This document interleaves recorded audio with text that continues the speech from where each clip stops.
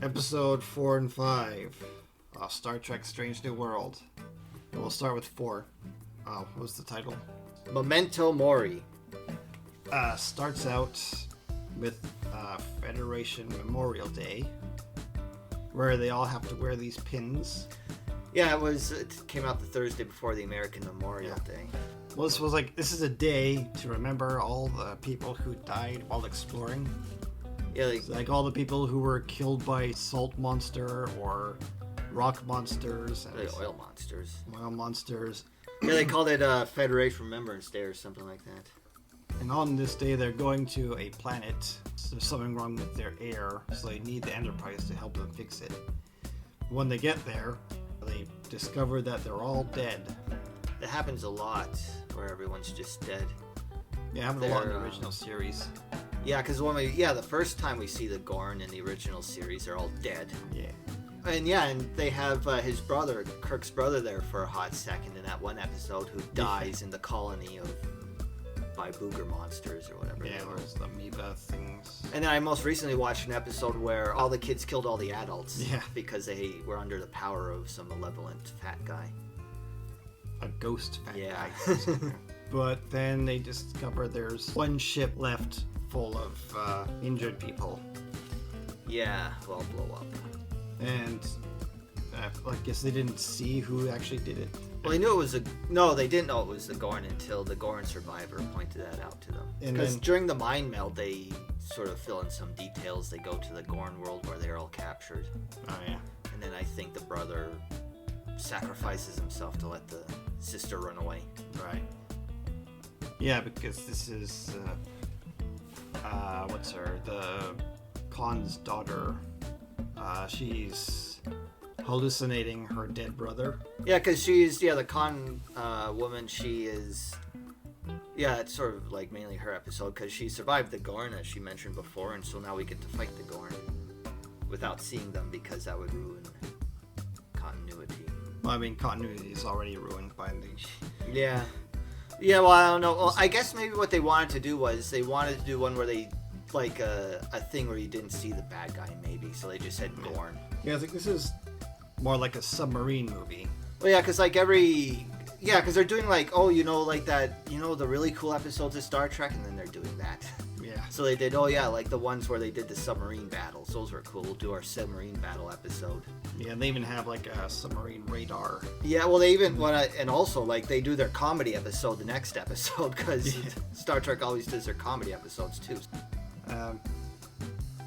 It turns out it was an ambush. Yeah, because the Gorn let those injured people go, so it attracts the Enterprise, so then they can, I guess, kill more people.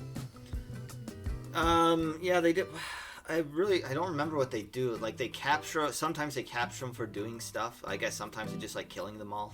I didn't really pay attention. I don't think that the part I think really mattered was like the action part. Yeah, it was like the suspense, tension. Because all this is really just like a setup for the main thing, which is they wanted to do a Star Trek submarine episode. Because they say in the show that the Gorn are like expanding outward now. Oh yeah, that's right. This planet was like away from their territory, which I guess we didn't really know or learn too much about the Gorn from the original series. But I always thought that they were just like very territorial people. Like, as when they in the original series, the Gorn hisses out, you attacked us first or you came to our territory it's first. like on Cestus 3, where they like establish a colony. Yeah. But it's very Starship Troopers, as they say in Red Letter Media. Apparently, what the thing was that it was the Gorn who thought that was an attack on them, so they struck their colony, and then the Enterprise attacks them and all that. And it's a classic episode. Yeah. And do we want to mention what this is? Yeah, this. Oh, this is your thing. So okay, maybe I'll mention it. So it says Playmate. So there's no real new Star Trek stuff out there because seems to be not a very good toy series. So this stuff is way back from the 90s. During Next Generation, and these are the Playmate guys. And so One of the popular kinds of toys back then was mini play sets. Polly Pocket, I think, started out, and they had a boys version with Mighty Max, and then Star Trek got into the game with a series, I guess, called Inner Space, because they're small. Because I guess the gimmick of it is it's not only just a little mini play set; it is also a thing as well. As in, this mini play set is a medical bay, but it folds into a tricorder. So you go into the inner space, I guess, as a tricorder. Yeah, so Polly Pocket, you have like a makeup kit you would open up, and there's a little play area. What did Mighty Max have? They'd have like monsters, like a dead hand or a monster face. Oh, I have one somewhere around here. Yeah, didn't we have one like ages ago? It was like some sort of dinosaur head. Not even ages ago. It's just, I don't even know. I'll get it for next episode because we're doing just this one for this review. And yeah, so it also had little mini figures like this. So what's this guy then? This guy was a transporter room. It looks like it's some sort of belt buckle. Oh, the badge, the Star Trek badge. Yeah. Turns into. So yeah, you got the guys here. I already opened this one up before. They got So this one came with a Frakes and a Data. Yeah. Well, maybe I'll just take the Frakes and Data out first. What's the next part of the show? Yeah, the Gorn attacked the Enterprise and blow up the they ship. Blow up the civilian ship. I don't know which lens we're in. Oh, that's way too blurry. Yeah. And then they destroy the civilian ship, damage the Enterprise. So now they can't fight the Gorn like on a one-on-one, like a phaser battle. Yeah. Thing. But fortunately, this planet happens to be right next to a brown dwarf. A brown dwarf star that conveniently disrupts sensors. I like the so premise no one of can this see episode, you. actually. Well, this is actually one of the better episodes. No, well, actually, the main thing is I'm liking really a lot of these premises. It's just the execution is kind of lame to me all the time. Oh yeah, and there's also this one bit where the Lieutenant Khan there, she's like, I don't care what the crew thinks, but you're in leadership, like that's like the only thing you care about, because those are the people you have to get to do the mission, so their mood is really like leadership is the art of getting people doing what you need them to do. You kind of have to inspire people. Or I'm not even talking about like morality. I'm not even talking about being necessarily like inspiring or being like having good speeches. I'm talking about just like morality, just like just a good workplace, not having a boss that just sort of shuts down at you because they can't. No, this is very much a Hollywood thing, isn't it? Because when you're in a leadership position in Hollywood, you have a lot of people around you who can isolate you from everything else. So you're allowed to be a jerk. In fact, like when it's famously on a set, like you're not allowed to look at actors and things like that. Oh yeah. Yeah. So what I mean is basically like only like a Hollywood producer can say I don't care what people think. Not someone who is in a leadership position in a dangerous part of space. But no, like this is a whole team thing. So I don't know. It seems. That's what my main problem is. Like everything seems wrong about this. Like it seems like a fan fiction more than anything else. Oh, all of Star Trek. Yes. And this actually reminds me more of Orville. It feels like they're doing Orville. Yes, I had that in my notes too.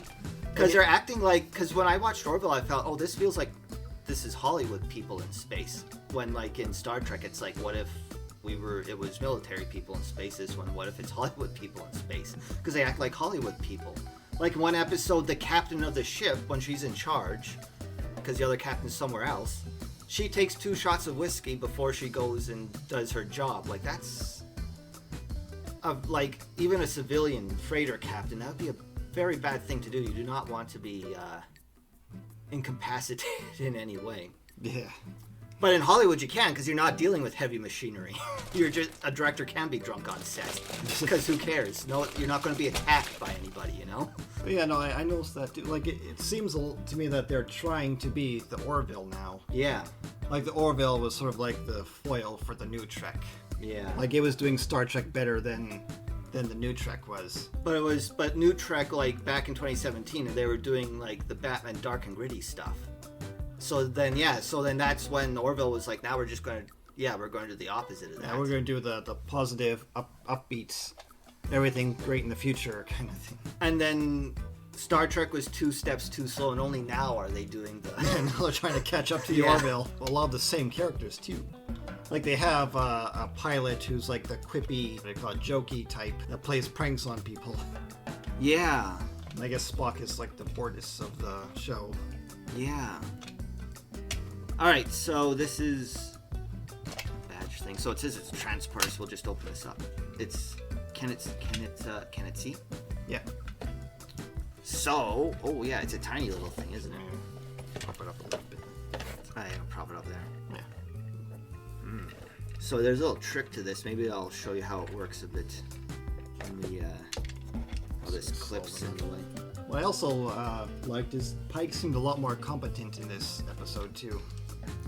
Like he acted like a real captain. I guess so, yeah. Except for putting Spock... Oh, no, in this episode... No, I was thinking of the comedy episode. Yeah, that's the next one. Yeah. Oh, yeah, no, in this one, he's just fine. Yeah, I like the way they did the battles. They had to, like, figure out a way to create sort of a radar. Yeah. To, like, detect the Gorn ships. Oh, yeah, that was fun, doing that. And then the torpedoes, like, because the torpedo tubes were damaged, they have to, like, drop the torpedo on them. Oh, yeah. Also, the crew also seemed competent, too, this episode. There wasn't much filler in this one, either. How long are these episodes? All of them so far have been over 50 minutes, I think. This one was, like, about an hour. Yeah. Alright, so yes, so this guy... So this is a transporter room. So on the box here, so it's just open up like wings. So what you do is we don't have Tiny Sulu here like they do in Strange New World. Yeah, I'm assuming that's Tiny Sulu, which is weird. They call him a chief. I have a whole other thing about that too. So I guess we're going to pretend they're Tiny Sulus here, and we'll have. Well, no, he was. So Jonathan Frakes and Data have to go down to the planet of goopy aliens. The oil alien planet. The oil alien planet. Data was told to bring a jacket so that... No, he has a beard, so that happened afterwards. Data was told to bring a jacket to the goop planet, because all the goop get into his gears, but it looks like he forgot. So he's going to be transported down now.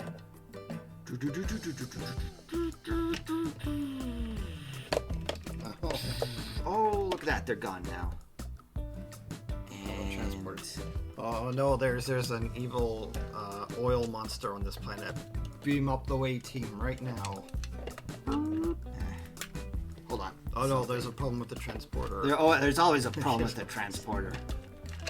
There we go. Oh yeah, that's right. It's like, oh no, we're losing them. They're at 10%. Oh no, punch the glass buttons more. Beep beep beep beep. Press the buttons harder. Yeah. Give more power to the transporter. Oh, and look, they're perfectly safe. Very good. So, yeah, I forget which episode it was, but they call this kid their chief. Okay, so I guess I don't know that he's going to be Sulu. I'm just guessing. Oh no, he isn't Sulu. He's like he was in the cage as a transporter chief, or he's the character from the. Oh, he could still be Sulu if he was in the cage. No. Oh, okay. It was a different character. But anyway, he's just like this little kid. But I'm pretty sure like he's when you're a transporter chief, you're a highly trained technician who's had decades of experience dealing with this stuff. Yeah, who can like punch the buttons harder to make. Because I'm assuming like the idea in the Hollywood people's head, it's like chief is below ensign, so then chief goes up to ensign, and then up to lieutenant. So I'm guessing in their head they're like, then chief has to be young kid then.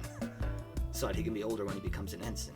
Because you have your officers and your non-commissioned members or enlisted men, and like in any corporate world, you have your executives and your workers, and the executives are guys who make policy and everything, and they tell the workers to work the helm. They're the guys who tell them to work the helm, and then all the technicians are the ones who actually do all the little work. Well, not the little work, the hard technical work. So basically, what happens is you have your chiefs and you have your officers and your enlisted guys, and you go up your ranks, up the enlisted ranks, and you hit chief, and that's the highest enlisted rank, and so they're usually going to be older than, say, an ensign in the officer rank. You sort of have to like transfer over to be an officer. You don't just get put up to the next officer rank. So usually you're going to see ensigns who are young and chiefs who are old. So that just seemed very weird. Like that. Because I'm assuming they have grips in Hollywood, right? Yeah. So like that would be basically a grip there, working the transporter. Someone who's all like experience working, say, an electrical grip, who's had decades of experience doing electrical stuff. That's who would be at the transporter. Well, yeah. So for some reason they don't even have that concept in Hollywood. It's just that young kid means chief means below, ensign means younger than ensign. It seems like. Or they just needed to get that character in there. Well, actually, my main thing that I'm saying is that I don't know what have they thought. It's not that they have to, but did they think through like how they're going to do the organization of Starfleet? Probably not. Or do they just sort of, or does it really not matter and they just throw out? Because in the second episode they say it's the ensign class and below who like this game that they play, the Star Trek bingo. And I don't even know what that means, because ensign's not a class. Officer and non-commissioned members are classes or whatever, but ensign is more of a rank, isn't it? So what's a yeoman? A yeoman, and let's see, that's more of an American Navy thing. I think that's usually here. Let me get like a proper definition. But they're sort of in between the officers and they're usually like the really highly trained.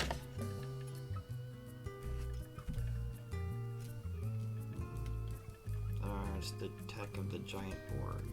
Oh, well, here it says in the American Navy they do clerical duties basically. Oh no, he's got Riker.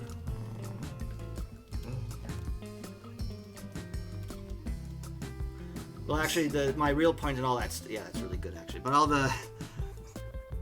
most of the stuff you can cut, because what I really mean is that I don't think they're really thinking through their universe all that much. They're just going as they go. And for the original Star Trek, that would be okay. That's almost okay, because they didn't really know what they were yet. But when they're doing like a nostalgia show based on years of fake history, like that kind of stuff would matter, wouldn't it? Like that minutia stuff. This is exactly the type of show where that minutia BS would actually matter to people, I would assume. Yes. So in the original series, I would say it doesn't matter what the ranks are. It's a show about what they're about. But in a nostalgia show, I would assume it's about every little detail. So they failed in their details in the show. Yes. I actually don't think I have much else to say about this episode because it was kind of okay, so I don't have much to hate on about it. Yeah, I didn't really hate this episode. Kind of in some parts, like in the shuttle scene with the Khan and Spock. Oh, here I have something. Mind melds are a convenience now, aren't they? Yes. I'm sure I said that a million times already, but they just did another thing where it's like, yeah, they're just sitting in a room going, hey, you want a mind meld? All right. It's like, they just do it all the time now. Because, like, yeah, when Picard mind melds with Spock's dad, they have a connection that lasts a lifetime because they both become each other because they're melding minds, right? Yeah. Well, that didn't seem to happen in this episode, did it? Nah, it's just a quick little thing that they can just do. Yeah, I don't... With no repercussions or anything. Well, actually, I think they were trying to bring back repercussions in Enterprise, weren't they? Yes, in Enterprise, yeah. Because maybe they were seeing, like, oh, we're doing this kind of flippantly now, aren't we? The mind melds in Star Trek. Yeah, it was outlawed back then. Yeah. the Vulcans. Yeah. So yeah, like the crew seemed more competent. Like everybody had a job to do in this episode. The doctor, number one gets injured and sort of is in a hospital bed for the episode. And then we have to show that all of them are super self-sacrificing, even though we already know it. So she says, "No, there's only one thing of blood left. Give it to the other person who needs it. Yeah. And then you get to live anyway. So what was the point of seeing I got blood from the doctor, so yeah. it's okay. Yeah. Well, I guess plasma. Yeah. And Uhura and the Andorian guy, engineer guy, have to defuse a bomb that's just there. Yeah, it was kind of whatever, I guess. And I got another thing here where one of the guys calls the captain Skipper. I'm wondering if he likes that. If he's like, no, it's either captain or captain, no skipper. Captain or captain. So you should captain. So why do they should call him captain at some point. Oh, Cappy. Yeah. So why do they call Captain Skippers? Yeah, no, the Navy has just tons of little things like that. I also kind of find it kind of weird, too, that why is this based on the Navy when it's technology's like absolutely nothing to do with the sea? I know. I don't know, that was the thing about Star Trek. It's, well, like, if you're doing it for the first time, like, and you're creating a science fiction thing, it's a good, fun, dynamic thing to have, sailors in space, but... Wasn't Roddenberry in the Navy? No, he was in the Air Force during the war. Oh. No, but most of the guys who were in Star Trek killed a person. Well, they're not most, but a lot of them, most of the writers and whatnot were all in the war. Doohan was in the war. Yeah. The rest of the crew were kind of too young for the war. Like, Kirk was like 35 at the time, so he would have been probably a teenager during the war. But I think it harkens back to the original series where, I guess because they were trying to give it Age of Exploration kind of vibe, where well, that's where skipper comes from. It's Dutch for ship. Oh. Or skip is Dutch for ship, and a skipper is in charge of a ship. Oh. Okay. No, I guess I really do understand why they did that, but when you... And then But when you're making your own new science fiction thing, why would you then just base it on the Navy again? Because that's what they all do. I would assume it'd be more like either the Air Force or NASA. You would take more like your ranks from like astronaut stuff. Yeah. Like, I thought it would be more like for Air Force. Yeah. Because it was the Air Force, American Air Force, who was doing it before NASA. Or even like a completely new kind of thing, like a Space Force kind of Well, thing. we do. I guess the Americans have a Space Force now, don't they? Well, there you go. Maybe it comes... Oh, yeah, that's right. Oh, well, there's an example of that. Americans have a Space Force. Other ranks, I think, are Air Force. Like, they didn't go into Federation mode and start naming them like Captain and...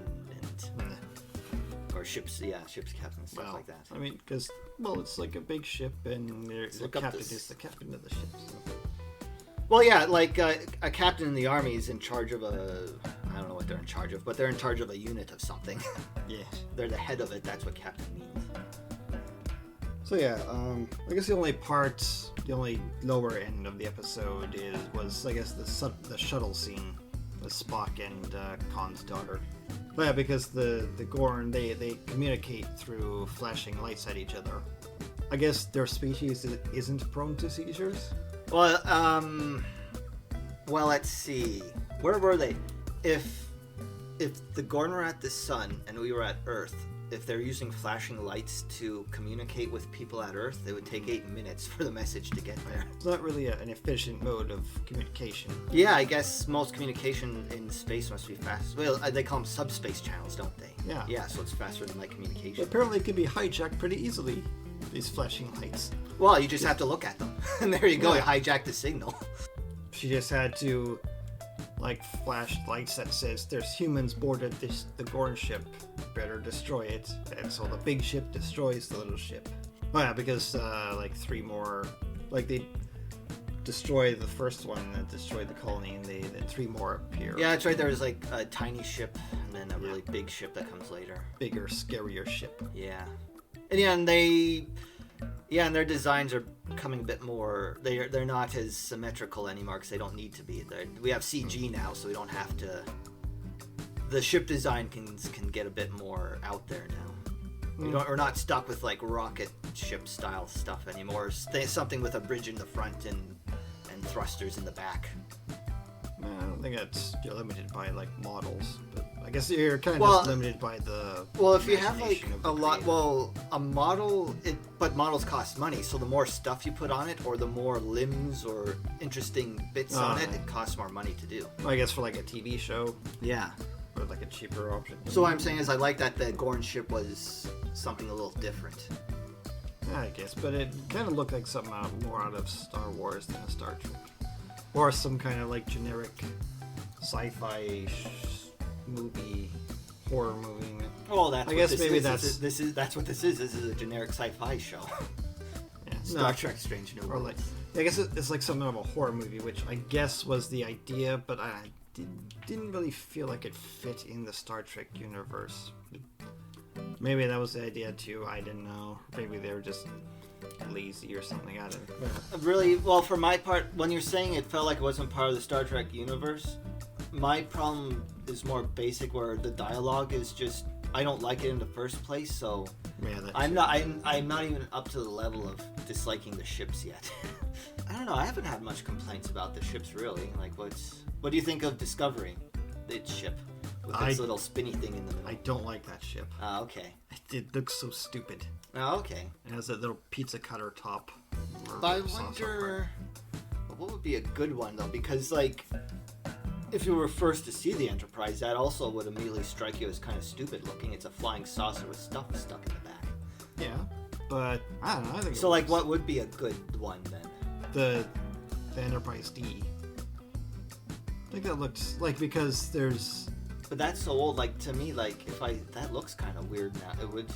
Well, If no. you're not familiar with it, it would look kind of weird. It's Yeah, much I more mean, like oval, at too. first, if you like at first, but I mean, like its design, like it's very like wide and curvy, and it doesn't like it doesn't look It threatening. looks very 80s. Like it looks very friendly.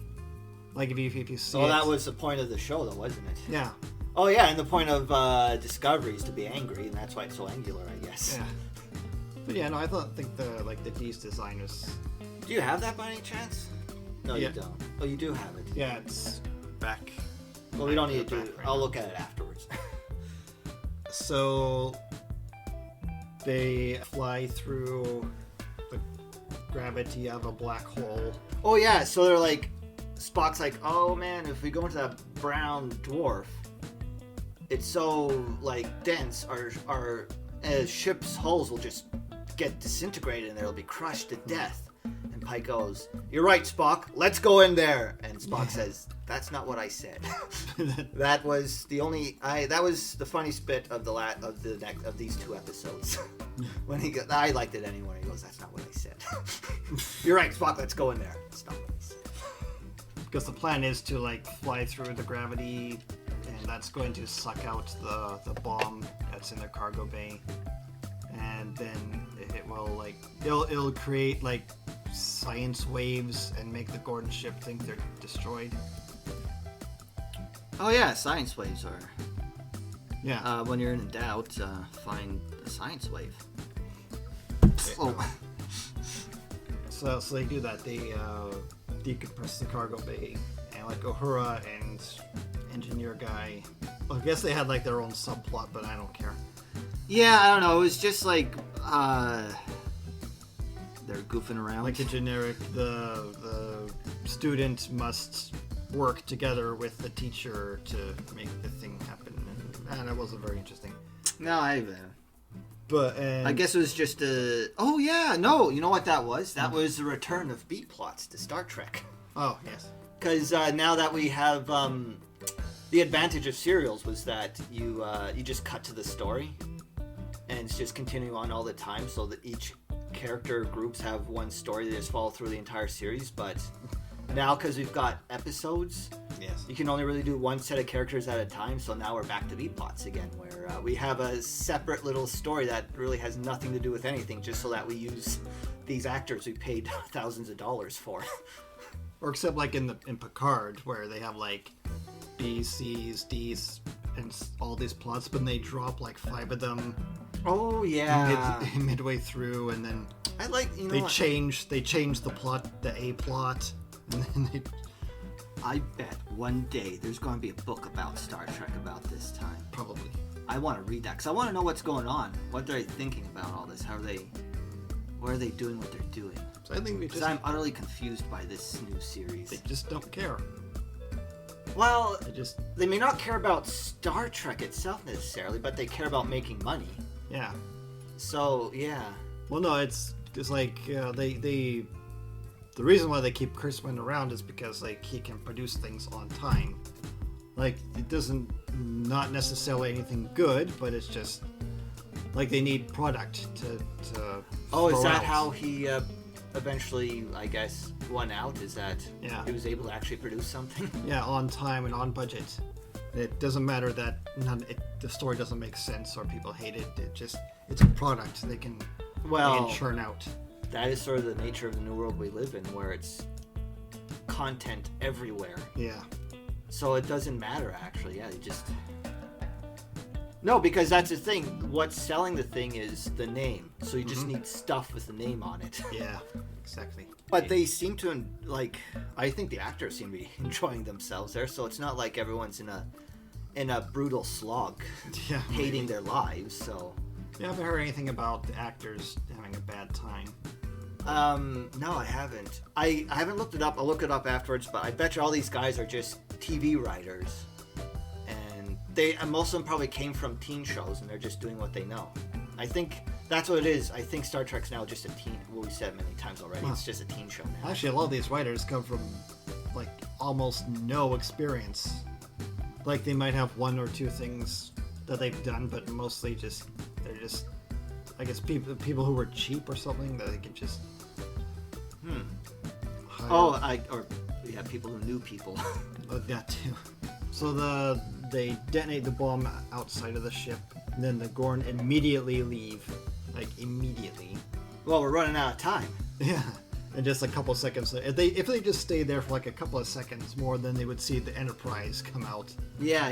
There, but so luckily, I guess they were on like a schedule or something. Yeah, They got more planets to eat. This was actually a bottle episode. I just noticed too. Yeah. We were only in the ship for the entire thing. Yeah, it was all the perspective of the Enterprise. And actually, thinking about the other episodes, I think they were all bottle episodes too. Well, yeah, they're all pretty much self-contained episodes now. No, I mean it's like in one location, because like the asteroid one, they basically just had like the asteroid set and then the Enterprise, and in the first episode it was basically the Enterprise set and L.A. that they shot around. Yeah. Oh no! The first episode had lots of stuff at the beginning. At least they were like in Montana. Oh yeah, they. But they're all in Toronto actually, so they probably all just shoot. And I think they're using CG for everything now anyway. Because like it doesn't all look like Toronto. Like in Battlestar, it all looks like outside of Vancouver. But here they don't have that. Because I guess they're just using CG for everything. Yeah, because we've been on storm planets, I think. Yes. And things like that. Well, then they head back to the Starbase. I think I had a few more minutes afterwards. I'm not really sure how they're structuring these episodes now. Can't remember what they. Like in these credits are showing up now like a quarter of the way through these episodes, like it's the Monty Python episode. Yeah. I've also noticed like the intro scenes are like 15 minutes long. Yeah. No, because I remember, like, you watch, like, an old Monty Python episode, it just starts, and then 15 minutes in, it'll go, Monty Python's Flying Circus. Oh, yeah, right. Because they're playing around with the form, but here it's like, why don't you just have it at the beginning and not have a credit sequence in the middle of it? Like, why bother then?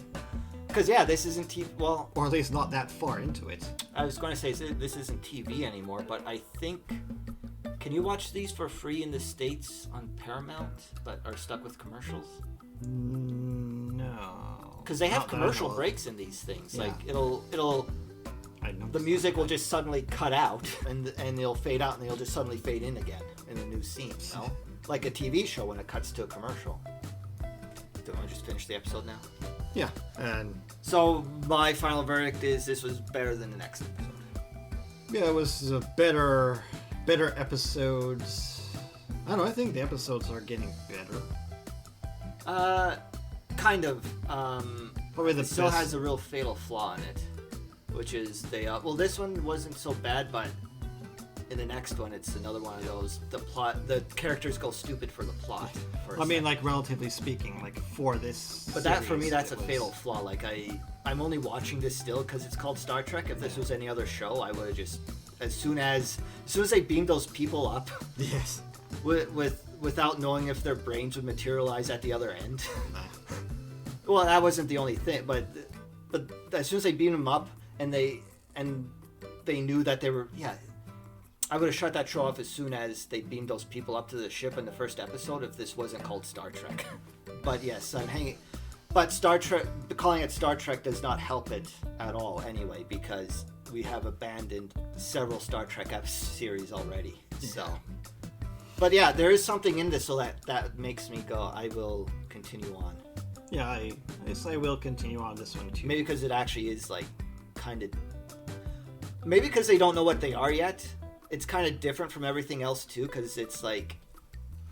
First they were copying all the dark and gritty Batman stuff, and now they're copying. Now they're going with now we have to be bright and cheerful, and they really don't know what they're doing yet. And I think that's what's kind of interesting me is like these people are just flailing, and it's Yeah.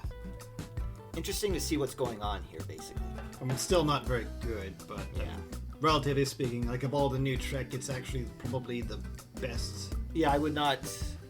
Like, I wouldn't be like if I was talking to a Star Trek fan who was thinking about watching this show, and they say, "Oh, I really like the that episode with the Romulans in the first series, and they have the Balance of Terror, and they have the submarine thing." Yes. I would go, "Well, this episode's like that, but the writing is wrong."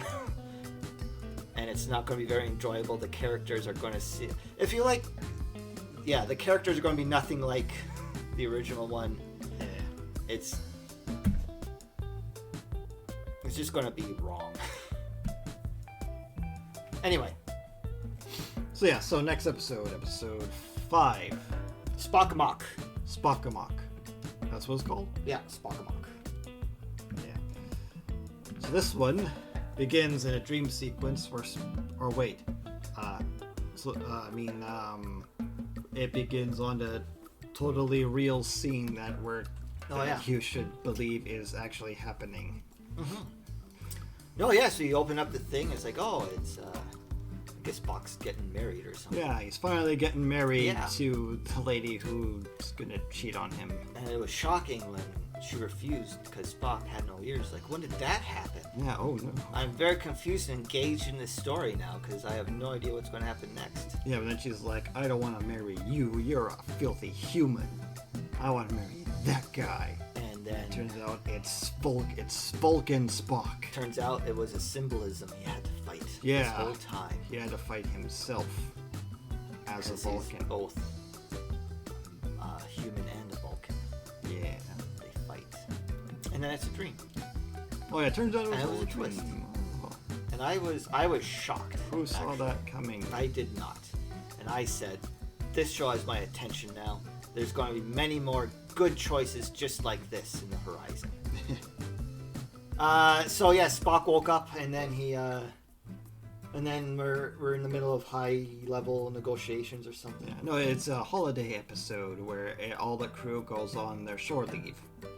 Oh yeah, because I guess you just had like a violence episode, so. Yeah.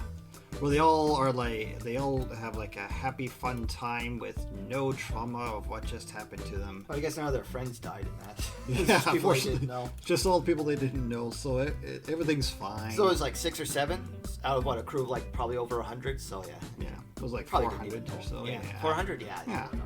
Ah, who cares? Yeah, it's like at school and you hear that someone moved away. It's like, oh, all right. I guess I knew them, or did I? No, I don't think I even saw them once. So yeah, the doctor and the nurse and the quippy pilot, they have a super funny comedy scene where the doctor comes out with a funny hat. because he's gonna go fly fishing, so he has like that hook. I don't mind quippy woman as much as blonde woman. Oh yeah, She's really, I don't know. Well, it's probably not her fault. It's the writing's fault. But that's much later on. yeah. But yeah, so what was her name? Was it like Kate or something? I don't want to just. Which one are you talking about? Quippy Lady? Pilot The one thing, you called Quippy Lady? Yeah. Is that Erica Ortega's? Yes. Is that a reference to something? Ortega's? I don't know. Yeah, isn't that Leia's last name? Leia Ortega? Yeah. What? No. Organa? Okay, maybe that's, yeah. Maybe it just sounds like Organa or whatever. Yeah. But anyway, like her and Nurse Chapel, they go off to their romantic comedy. Yeah, Organa. plot. Leia Organa. They go off to their romantic comedy plot in the episode. And Pike and Spock have to do a negotiation with a very Seemingly erratic race. seemingly heretic race. Seemingly emotionally erratic race. Yeah, like Darmok and Jalad. Yeah. You just don't understand them. Nope. But big twist, Spock's fiance shows up right in the middle of an important High-level business. negotiations. Yeah. And then gets mad at Spock for, doing his job. So what happened, like, because she just appeared there, right? Yeah. Because, I don't know, well, that's another thing where maybe, where your characters have to be stupid for this. I guess they're trying to be more, they're probably even letting themselves be more stupid in this one, because it's going to be a sitcom thing, but the obvious thing is, like, you would, like, ahead of time decide on a vacation plans and then not change it for anything. You wouldn't be mad when you do something spontaneous and then something else spontaneous happens that puts an end to your thing. Yes. But then they have a body swap episode. Like, I mean, I can understand where it's like, it's still a problem, but they don't even have like a proper discussion about the situation. But in order to better understand each other, they have a body swap plot. Or they don't mind meld, I guess. It's something different. Or what do they call it? Some kind of body swap ritual. Yeah, I don't remember what they did. Well, I mean, like, the body swap part was sort of supposed to be an accident. Well, it doesn't really matter why. The point is that, hilariously enough, they're in different bodies now, each other's. But it's just like, how often does that happen then? Like, do like the Vulcans just have like a body swap ritual? Or something that could end up in a body swap? Yes, it is kind of silly, but that doesn't bother me too much. Because the characters weren't stupid about it. It's just something weird happened, I guess.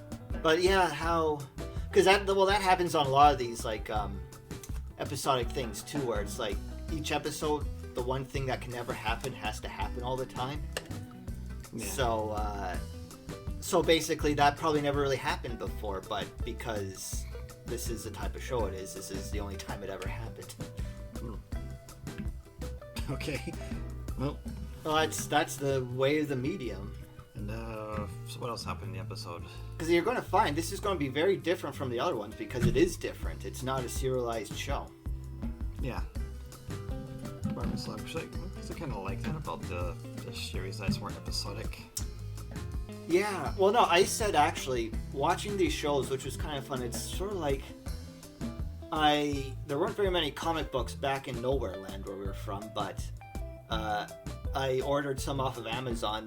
The Spider-Man, the first like 20 issues of Spider-Man reprinted in a big book, and in there like there'd be like each issue would be its own story, actually, a 20-page story that have a beginning, middle, and an end, and that's sort of like what this is feeling like one of those old Spider-Man issues where it's like they have like sort of like a half-baked plot because they have to do like 12 plots a year, so they're all half-baked, and they have a full circle story, and it's just kind of a pleasant thing to watch, and you felt like you've watched a thing.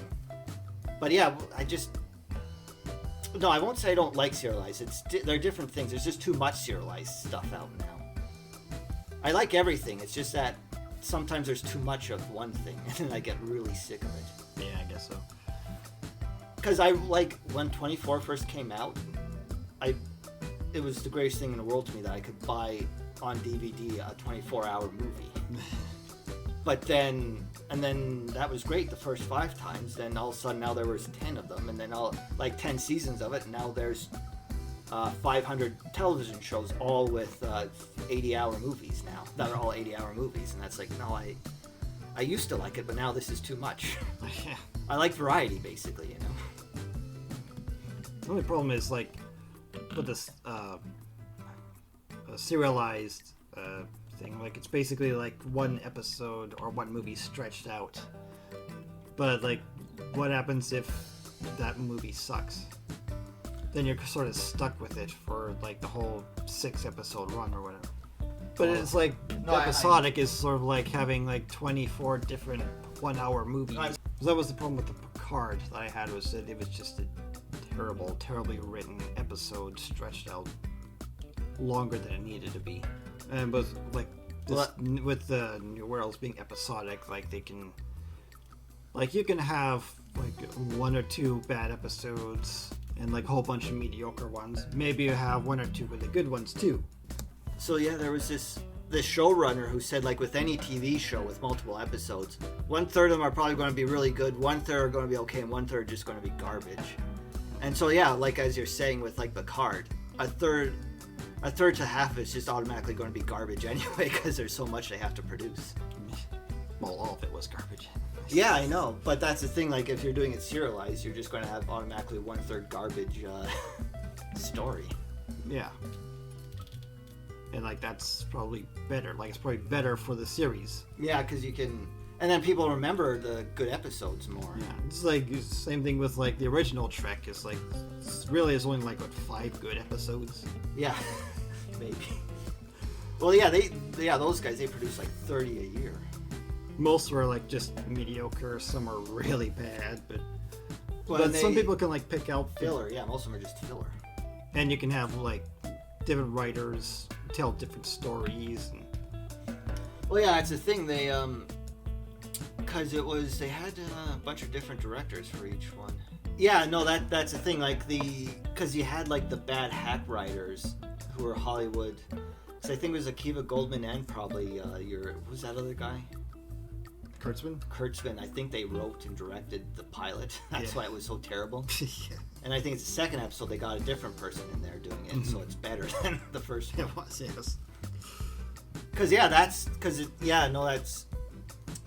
I thought I was going to hate this just as much as everything else because that first episode, that was so just... It encapsulated everything wrong with Star Trek. And as I said, mainly people going stupid for plot reasons. Yeah. Speaking of stupid for plot reasons, this episode... And that's the thing, this is a Star Trek comedy show, so like that's what you do in a Star Trek comedy show. You have to have people go stupid for plot reasons. Or this one, there's a body swap episode. Body swap comedy episode. Where Spock... Spock-amok. Yeah, he switches bodies with his fiancée now. But it's right in the middle of very important negotiations with the psycho race, with a species who will only talk with Spock. Well, at first they would only talk with Pike, because Pike knew how to handle them, I guess. No. Well, yeah, because they were. Because an admiral comes down wearing the blue uniform. I don't know why. I don't understand all these different uniforms. They didn't even say who has what. Because they both are doing the same jobs, aren't they? Deep space exploration? Like what? And forget the uniforms. But, because they did. So, if they don't care about the uniforms, then I guess I don't. Yeah, okay. But, so the Admiral comes saying, yeah, we got these guys who seem to get mad all the time. Can you do something? And then... Well, the thing is that they're an empathetic race. That's the twist to it. They're not crazy. They just take your energy. The first ambassador that went to them was a Tellarite, and if you remember from Enterprise, the Tellarites, they're very argumentative people. So... What episode were they on? Enterprise? Yeah. Oh, were they on Enterprise? Yeah. Were they only on Enterprise? And you saw them on the original series. Oh, okay. So the design we're seeing is probably more from Enterprise. Yes. So they show you security video of him arguing with the Tellarite. And then when he meets the humans, he's very like pleasant and happy with them, and Yeah. then when they're with the Vulcans, they're very like logical. Like they act like the people they're negotiating with.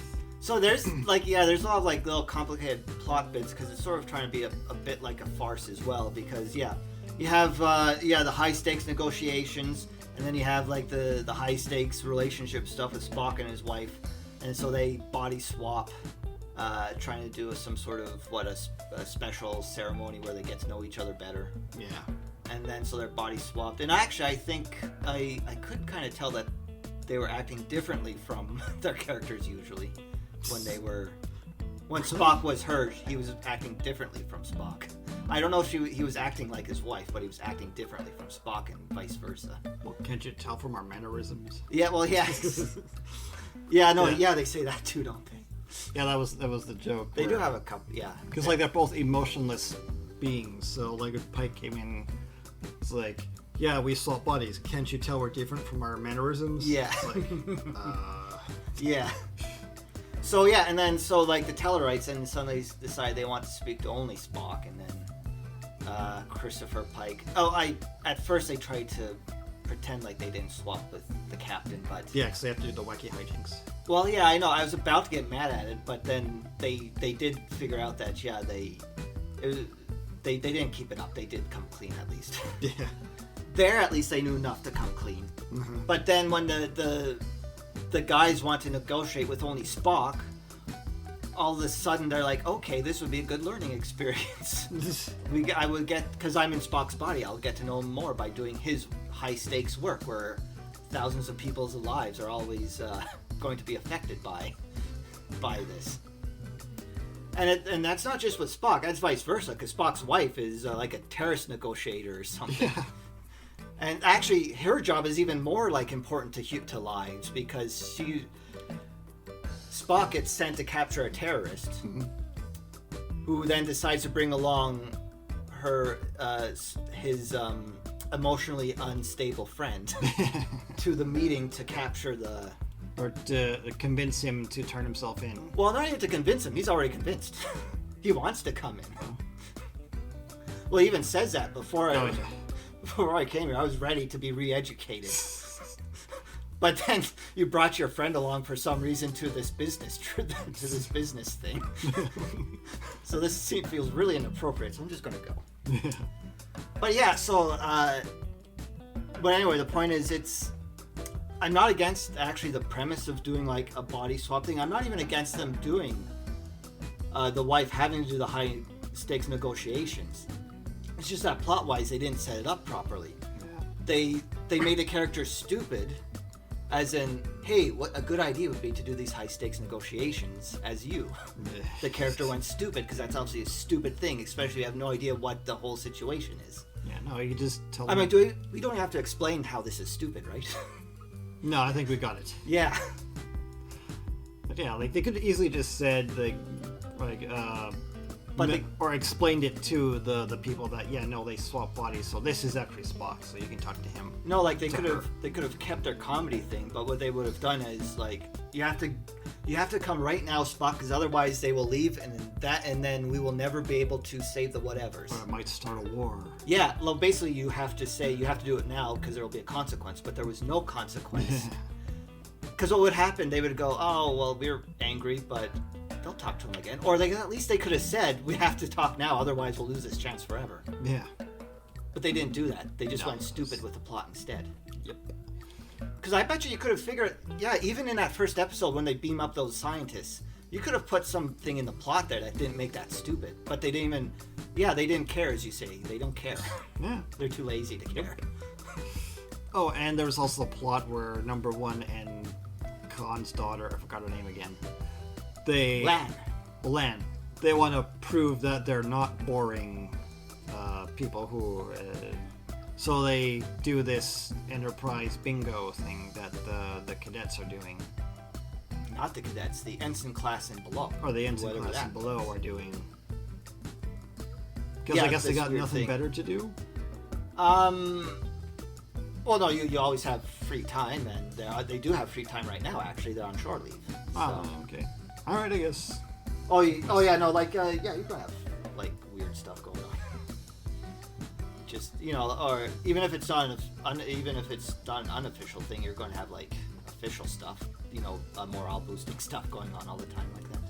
Yeah, but yeah, I think that part was kind of the lowest part of the episode. Like I didn't really care about their sort of subplots. Well, that's because I don't get this world yet. I don't understand how these characters act the way they do when they're in these situations. Yeah, they're acting like they're not in a dangerous situation ever, basically. Yeah. Or I don't feel. Yeah, I don't know. I just don't get it yet. I'm not going to say they're doing it wrong yet because I could just be wrong about that. But there's just something I don't get. I don't get it. That's probably why I'm still watching, because I don't get it. If I understood why I hated it, then I would probably just not watch it anymore, because I know why I hate it. But I like the doctor's scene where he's like just fly fishing. Oh yes, it's only like 30 seconds long, and he looks so happy while he's just out there on the lake with his fisherman's hat. And well, he's the only one who didn't try to start any drama with anybody. yeah, He just wanted to fish. yeah. I thought that was nice. He didn't try to give anyone any relationship advice. No. Or... Yeah, because like the plot of another plot is our I'll get her real name, the white-haired. Wait, where's his daughter? Shouldn't he want to spend time with his daughter then? Oh yeah. Who was trapped in the transporter? Yeah, you could just leave it on for like the weekend or something. Yeah. Yeah, like, or take her with him. Well, that I think is a bit harder, isn't it? You can't really. How does that work? Well, I don't know. Or does she only get like 15 minutes at a time? I don't know. I have no idea how it's supposed to work. Yeah, no, I wanted to talk about the white-haired woman because I was talking to you about in the car about how the humans seem erratic. Yeah, right. That's supposed to be Nurse Chapel. Is that Nurse? That's her name? Yep. Christine Chapel. Yeah, so Nurse Chapel there, her plot is that she doesn't like commitment. Oh, yeah. But that part doesn't really matter. Then she finds that Spock is... She gets involved in Spock's marital problems.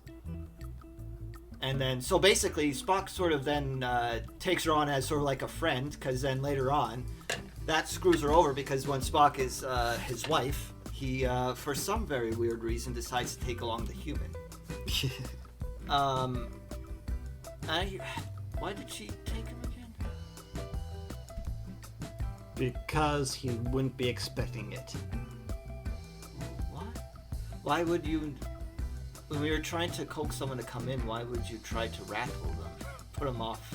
Because if he took a Vulcan, then he definitely wouldn't have come in. But if he takes a human, he's not expecting that. Earlier in the episode, they did a good cop, bad cop thing, and they showed you what they did. They were nice, and then she gave... Like, when they did the good cop, she gave up all the information because they were being buddy-buddy, and then when they're doing bad cop, she gave up the information because she was scared for her job or whatever. Yeah.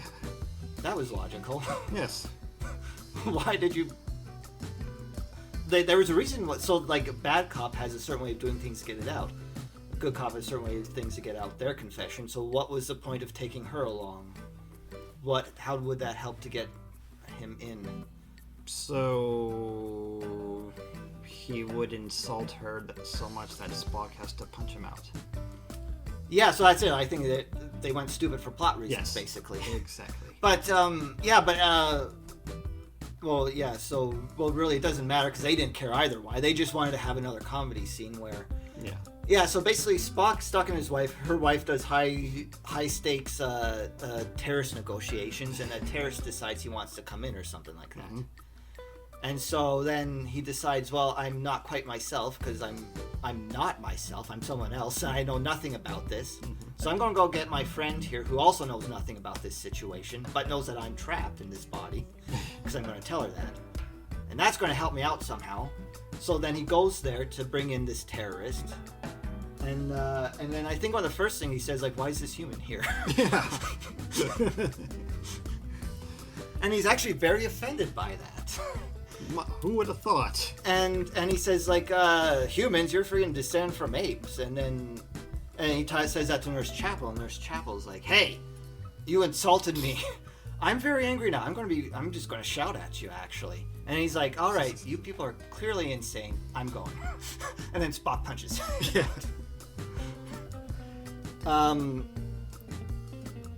Was it just for? I guess it was just a comedy scene. Because there was really, I have Yes. no idea what any of that was. Nah, it's just straight up a Did comedy. they set that terrorist thing up before? Because I thought they had terrorists in season 2 of Discovery, or maybe first season of Discovery. I think so, kind of. Yeah, weren't they like against logic? I can't remember what they said exactly he was, but I think he's supposed to be like part of those logic terrorists, or what they call them. Yeah, because they had him in like the first season of Discovery, didn't they? Yeah, and in Enterprise they had Yeah. the rebellion of the anti-human Vulcans, Ah, yes. or logic extremists, so they call them. So we finished off. Yeah, that's good enough for that part of the Spock subplot. What's the other one? So then he goes to. So what happened with the negotiations? Oh, well, what happened was Pike. They met one last time with Pike. Oh yeah, she sort of screws, or Yeah. Spock as not Spock screws up the. There you go. Oh yeah, because like tell her, right, why should we join the Federation? And girls or Spock, who's not Spock, decides to air her grievances about the Yeah. Federation, and then Pike decides to cut in. Well, yeah, we said some like really nice things, or like I think just meant to be for like specific Spock, not like his wife in the body, but says things like, because the Federation is better with you and stuff like that. Yeah, but he's like, he says, "All right, I'm gonna put a stop to this. I should never have gotten you to do this." Yeah. Oh, you knew, did you? Now you know. Okay. What about those guys you beamed up to the Enterprise in the first episode? Did you know that was going to happen then too? Yeah, he just went stupid for a bit for the plot. I see. Okay. But yes, but then the empathic people were impressed that he would be nice to his subordinates, so they gave him one last chance to talk. And in the final negotiation scene, I actually really liked that part where, like, he just sort of laid out everything, like, just completely truthfully, like, about how joining the Federation, you're kind of taking on the Federation's enemies, and you're not really getting very much in return. And, like, you might have to, like, start following some more rules, and and some people you probably lose, or you'll probably be resented for choosing them, and for a loose promise of more trade and all that, and just like laid everything out truthfully on the table. And the guy gets up and says thank you, and then leaves. And then because they have a ship where in their culture they fly the flag of the people they make alliances with, the last of the scene is they have the ship and flying the flag of the Federation, so that means they're going to join the Federation. Oh yeah, I liked how they used the special effects in that show a bit differently to show us some new stuff on the Enterprise, like where they're just walking on the Enterprise. Yes. I like the. Now that you have special effects, you can explore your space probably a bit more too now with your ship. You can really explore that ship a lot better now. Yeah. I mean, like, I thought, I'm actually starting to like Pike more as a captain. He was the only thing I liked in the second season actually.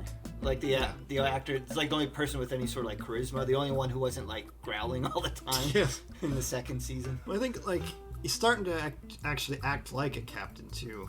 Yeah, no. The only problem is that the plot will make him stupid. He's great despite his writers. Yeah. Who's trying Yes. to make him trying to make him stupid. I think that's probably the actor, because he. I think like especially the second season when this charismatic actor came on who had a smile and was like. Yeah. Who had like an energy to them, energy brought energy. Looks like he wants to be there. Looks like he wants to be there. Yeah. I really like Isaac as the captain. What was his name? Captain Evil. I really hope they bring back Captain Lorca? Evil. Yeah. Lorca. He was my favorite captain out of all the new Trek captains. I don't think it's coming back. No, because they did sort of hint at it. Like they didn't say that he killed the original Orca. They just said they found him, or no, they didn't even say he found him. He just sort of shown up, and they switched places, right? Yes. And they never really saw each other, so he's sort of like I don't think they even acknowledge the first season of Discovery exists anymore anyway, so And I think this actor's too expensive. Yeah, no, well, I don't know. It's a bit different now. He's not. Movie actors and TV actors are all the same now. Oh. I guess he's a Harry Potter guy, so maybe that gets you a little bit extra anyway. Yeah.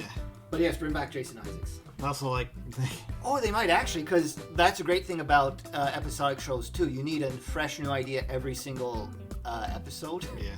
So they're going to run out of ideas soon, right? Oh, yeah. So eventually they'll have to. They may just bring back Yes. Isaacs because they got nothing else. Probably. Yeah. I do like Pike is like seems like a really good negotiator too.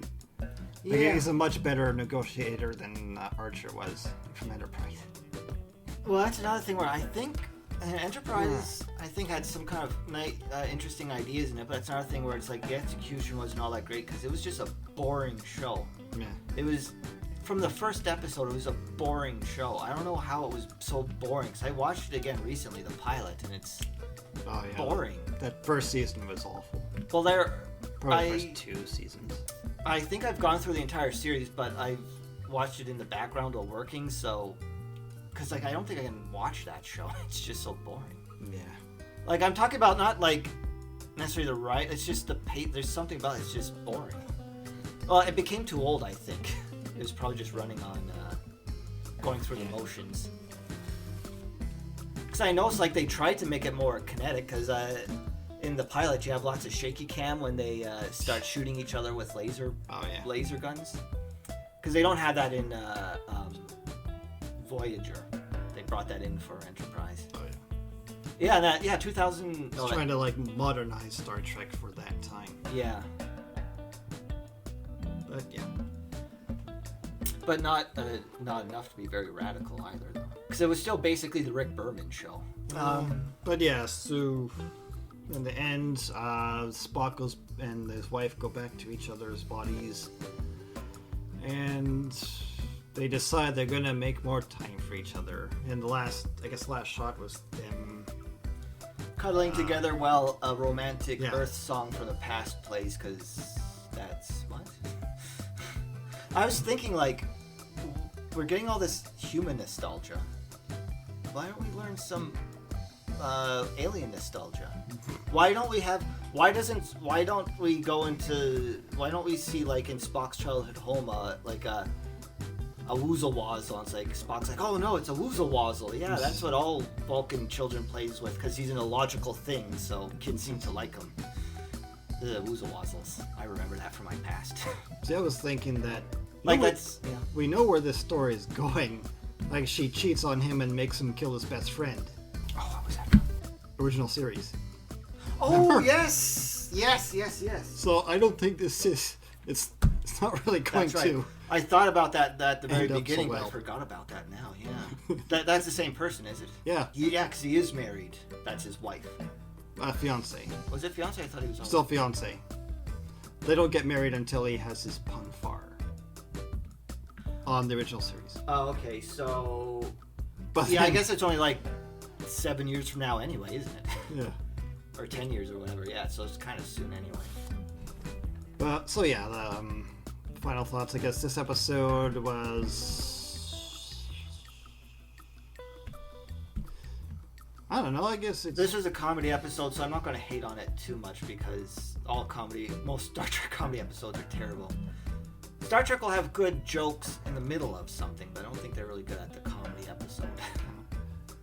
Well, I think they had some dumb scenes, but they also had some really good scenes. Had some fun scenes, like the interrogation Like, actually, episode part Yeah. where one of them calls the bad cop, yeah. and then they have to like do the good cop bad cop thing on the 2 ensigns. Or Yeah, Rebecca Romaine is so tall when she's with other women actors. yeah, Like, she's just towering over land there. yeah, Like, and you don't usually notice how tall people are in movies because they hide that. Yeah. You don't really notice it. But here I don't think they're trying to show it. It's just you see how tall she is compared to the other one they're walking down the hallway. and yeah. Yeah, I bet she towers over all the other ones too. But yeah, overall it's still better than all the other new Trek. It's relatively speaking, it's Yeah, because it's like something different every week too. Like, because with Discovery, it was all just the same like Angry War stuff. Like here, we get some Angry War stuff, but then we get some nonsense too. Like I don't like lots of it, but at least it's different things to not like, not just the same thing to not like all the time. But no, I'll keep watching. Oh yeah, I'm going to keep watching until we get bored. Till I get bored. Yes. 5 more episodes left, though. So. Yeah, I'll finish out this season definitely. But... Yeah. All right. So I think that's good. But one more thing we have to deal with is what are we going to do with the giant Borg who has captured Riker and Data? So it turns out that on the Goopy planet, all the goop was gone because the Borg had assimilated it. And it turned into one giant Borg. Well, no, this is a Grambolite from the planet Grambolite. They're all giants. Oh, okay. At least to us, they're giants. But what are we going to do about this alien? Brr. So, the only thing that can stand up against a giant, whatever you call it, is the giant Doctor Strange. Another Telangranite. Are you gonna shoot your? I throw my magic disc at you. Oh, Hey. throw. Bah! I throw Data at you. Oh no! Magical Sigil cloak, go! Oh no! Riker was crushed and killed. Oh no! Now the Borg has assimilated. Now the he is cape. it? Yes, assimilated the cape. And his hand. You threw your hand at me. That was stupid of you. What are you, like a character on Star Trek who does stupid things for plot reasons? No, I'm a character on Marvel that does stupid things for plot reasons. That's. Yes. So With better special effects. So I need to call in the fastest thing alive. Man, way past cool. Wow. Oh no. Get him. The Borg has not assimilated fastness. Zack Snyder has not done a fast Borg version of us yet. So we're still slow zombie Borgs now. Anyway, Borg. Haha. We win the day again. Right? Ooh, these look tasty. Ooh, these look tasty. Nom nom nom nom nom. Oh Nom, no, nom, nom, nom. Sonic, that's a Riker. Yeah, y'all try Data. Dude, try Data, dude. They're not meant for eating. They're meant for watching on TV. Oh. Oh, Sonic. There we go. Went through the system, he's okay.